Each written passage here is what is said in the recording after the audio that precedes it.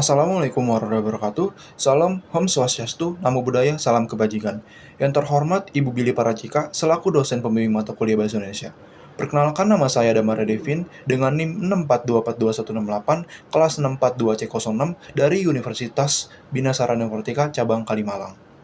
Di kesempatan kali ini, saya akan menganalisis pidato, yaitu pidato dari Bapak Nadiem Makarim yang membahas tentang peringatan Hari Guru Nasional 2020. Sebelum saya membahas atau menganalisis pidato tersebut, saya akan menampilkan video pidato tersebut. Berikut video pidatonya. Assalamualaikum warahmatullahi wabarakatuh. Salam sejahtera untuk kita semua. Om Swastiastu, Namo Buddhaya, Salam Kebajikan, Rahayu. Bapak dan Ibu guru yang saya cintai dan saya banggakan, peringatan Hari Guru Nasional 2020 ini sangat berbeda dengan tahun-tahun sebelumnya. Tahun ini kita memperingati Hari Guru Nasional dalam situasi pandemi COVID-19. Sistem pendidikan di mana saja di seluruh dunia terkena dampak langsung. Sekolah-sekolah pun sementara harus ditutup. Data UNESCO mencatat lebih dari 90% atau di atas 1,3 miliar populasi siswa global harus belajar dari rumah. Hampir satu generasi di dunia terganggu pendidikannya. Akibat pandemi pula, jutaan pendidik dituntut untuk bisa melakukan pembelajaran jarak jauh atau belajar dari rumah. Hal ini dilakukan agar kita bisa menjaga diri dari potensi terkena virus, sekaligus memutus rantai penularan. Sebagai manusia biasa, situasi sulit ini kadangkala membuat kita merasa tidak nyaman dan tidak berdaya. Ada pilihan untuk menyerah, ada opsi untuk mengeluh. Namun, kita memilih terus bangkit dan berjuang. Itu karena keyakinan bahwa kita tetap bisa mengupayakan keberlanjutan pembelajaran bagi murid-murid yang kita cintai walau dengan segala keterbatasan. Bapak dan Ibu guru yang saya muliakan, saya sangat percaya bahwa selalu ada hikmah dari setiap peristiwa yang terjadi. Banyak pemangku kepentingan di bidang pendidikan bahu-membahu, bergotong royong mengatasi kompleksitas situasi yang belum pernah terbayangkan sebelumnya. Para orang tua begitu aktif terlibat mendampingi anaknya saat belajar dari rumah. Ayah dan ibu bahu-membahu memberikan motivasi, menemani belajar, bahkan turut pula menjadi guru bagi anak-anaknya. Jutaan guru Indonesia turut serta dalam ribuan webinar dan pelatihan daring. Guru-guru Indonesia giat dan aktif mencari solusi terbaik demi berlangsungnya pembelajaran di masa pandemi. Sikap-sikap positif ini, semangat pantang menyerah dan gotong royong adalah sebuah keteladanan untuk anak-anak kita, murid-murid kita, para penerus bangsa. Saya berharap seluruh insan pendidikan menjadikan situasi pandemi ini sebagai laboratorium bersama untuk menempa mental pantang menyerah dan mengembangkan budaya inovasi. Saya juga mengajak semua pihak melanjutkan kolaborasi yang telah terbentuk.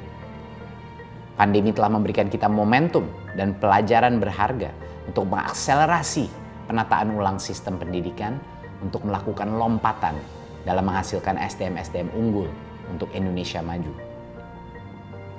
Bapak dan Ibu guru yang saya hormati, pada kesempatan ini kami ingin memberikan apresiasi setinggi-tingginya kepada semua guru, tenaga kependidikan, pemerintah daerah, dan para pemangku kepentingan pendidikan yang telah menciptakan perubahan dan inovasi yang sangat luar biasa. Dengan semangat juang yang tinggi dan kesabaran Bapak Ibu guru semua, pembelajaran tetap terus berjalan meski dengan segala keterbatasan. Saya sangat terharu melihat dan mendengar cerita-cerita hebat, dedikasi, kesungguhan Bapak dan Ibu guru untuk bergerak mencari solusi agar proses belajar anak-anak kita tidak terhenti. Ada yang sudah melakukan pembelajaran daring. Ada guru yang membuat anak-anak menjadi kelompok kecil dan didatangi secara bergiliran.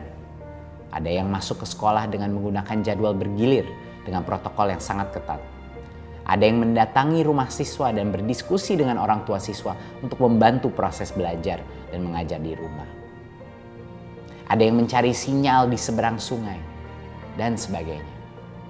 Semua ini menjadi bukti bahwa kita semua adalah pewaris para pejuang yang tidak mau menyerah dengan keadaan. Kita mampu beradaptasi dengan terus belajar, berbagi, dan berkolaborasi. Bapak dan Ibu guru yang saya hormati, kami di Kementerian Pendidikan dan Kebudayaan dari awal berkomitmen dan sungguh-sungguh untuk terus memperjuangkan hak para pendidik melalui kebijakan rekrutmen guru ASN, pengembangan pendidikan, peningkatan profesionalisme, dan peningkatan kesejahteraan guru. Berbagai kebijakan dan program kami buat di masa pandemi ini. 1. Bantuan kuota data internet. 2. Fleksibilitas penggunaan dana BOS. 3. Pengalokasian BOS afirmasi dan BOS kinerja untuk bantuan COVID-19 di sekolah negeri dan di sekolah swasta yang paling terdampak pandemi. 4. Bantuan subsidi upah untuk guru dan tenaga kependidikan non-PNS. 5. Kurikulum darurat. 6. Program guru belajar. 7. Laman guru berbagi.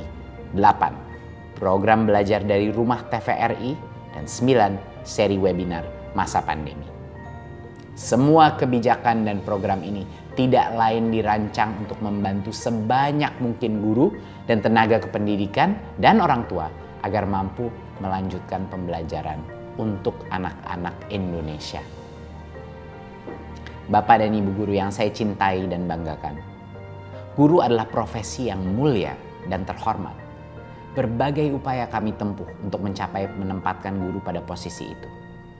Pada tahun 2021, kami berkomitmen memperjuangkan guru-guru honorer melalui seleksi yang demokratis bagi guru-guru non-PNS menjadi guru ASN P3K dengan kuota cukup besar sesuai kebutuhan masing-masing daerah. Kami memohon doa Bapak dan Ibu guru semua agar langkah kami memperjuangkan hak para pendidik dapat berjalan dengan baik dan lancar. Terima kasih saya yang tak terhingga bagi Bapak dan Ibu guru yang telah mengorbankan waktu, tenaga, bahkan bagian dari hidupnya sendiri demi murid-murid tercinta. Sekali lagi, terima kasih telah menjadi pelukis masa depan dan peradaban Indonesia. Selamat Hari Guru Nasional 2020. Teruslah bangkitkan semangat dan bersatu untuk anak-anak Indonesia.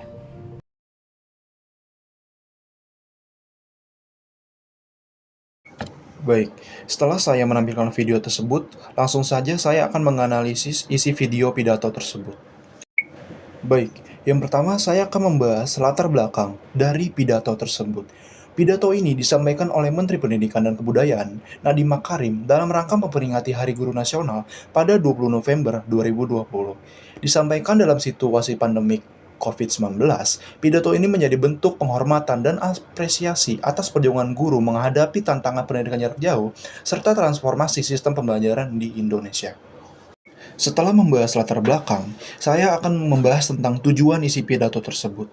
Yang pertama, memberikan penghargaan kepada guru yang telah beradaptasi selama masa pandemi. Yang kedua, menyampaikan semangat perubahan dan inovasi dalam dunia pendidikan. Yang ketiga, mengajak seluruh pihak untuk mendukung peran guru dalam membentuk masa depan bangsa. Dan yang keempat, menegaskan pentingnya merdeka belajar sebagai arah kebijakan pendidikan nasional. Selanjutnya, saya akan membahas analis bahasa dari pidato tersebut. A. Diksi atau pilihan kata. Menteri Pendidikan Kebudayaan menggunakan diksi sederhana, personal, dan emosional seperti saya tahu betapa sulitnya tugas Anda. Lalu, bahasa yang digunakan tidak terlalu birokratis, tetapi lebih menyentuh sisi emosional audiens. Dan terdapat kata-kata bermakna kuat seperti pengorbanan, perjuangan, dan pengabdian. B. Struktur bahasa. Mayoritas kalimat bersifat deklaratif dan langsung. Lalu struktur kalimat tidak kompleks dan mudah dipahami oleh berbagai kalangan. Dan kalimat bervariasi, panjang pendeknya menjadi pidato tidak monoton. C. Ejaan. Ejaan sudah sesuai pedoman umum, ejaan bahasa Indonesia atau yang kita kenal sebagai PUEBI. Tidak ditemukan kesalahan penulisan atau pengucapan yang menyimpang secara signifikan. D. Gaya retorika. Pidato menggunakan pendekatan empati dan apresiatif. Gaya retorika bersifat personal dan reflektif. Misalnya, saya ingin berbicara sebagai sesama manusia kepada para guru.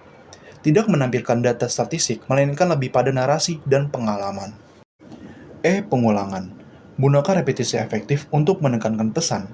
Sebagai contoh, guru adalah penggerak perubahan. Guru adalah pahlawan tanpa tanda jasa. Lalu, pengulangan digunakan untuk membangun emosi dan daya ingat audiens. Setelah saya membahas analis bahasa isi pidato tersebut, izinkan saya untuk membahas dampak terhadap audiens. Yang pertama, menumbuhkan semangat dan kepercayaan diri guru di tengah tantangan pandemi. Yang kedua, meningkatkan rasa dihargai dan diapresiasi atas peran guru di masyarakat. Yang ketiga, menginspirasi audiens untuk beradaptasi dan terus belajar. Yang keempat, menunjukkan dukungan moral dari masyarakat untuk profesi guru. Selanjutnya, saya akan membahas tentang kritik konstruktif dan rekomendasi.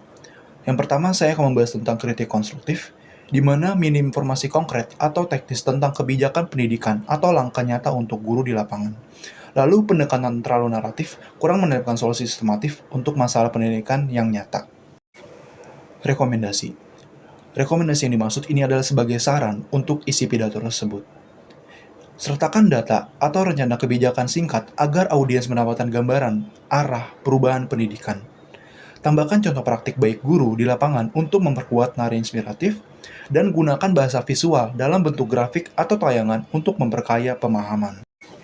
Setelah saya membahas tentang latar belakang, tujuan, analis bahasa, dampak terhadap audiens, kritik konstruktif, dan rekomendasi, izinkan saya untuk menyimpulkan isi pidato tersebut.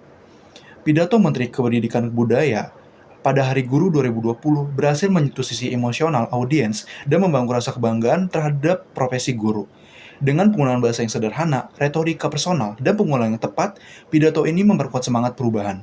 Namun, akan lebih kuat bila disertai strategi konkret untuk menjawab tantangan pendidikan nasional. Secara keseluruhan, pidato ini sudah sesuai dengan kaidah bahasa Indonesia dan berhasil menciptakan dampak positif di tengah krisis pendidikan akibat pandemi. Sebagai penutup, saya ingin menegaskan bahwa pidato Bapak Nadiem Makarim tidak hanya menyuarakan rasa hormat kepada para guru, tetapi juga menjadi pengingat bahwa perubahan di dunia pendidikan harus dimulai dari keberanian untuk berinovasi. Mungkin cukup sekian analis dari saya. Terima kasih atas perhatiannya. Jika ada kesalahan dalam penyampaian, saya mohon maaf yang sebesar-besarnya. Akhir kata, wassalamualaikum warahmatullahi wabarakatuh. Salam, Om Swastiastu, Nama Budaya, Salam Kebajikan.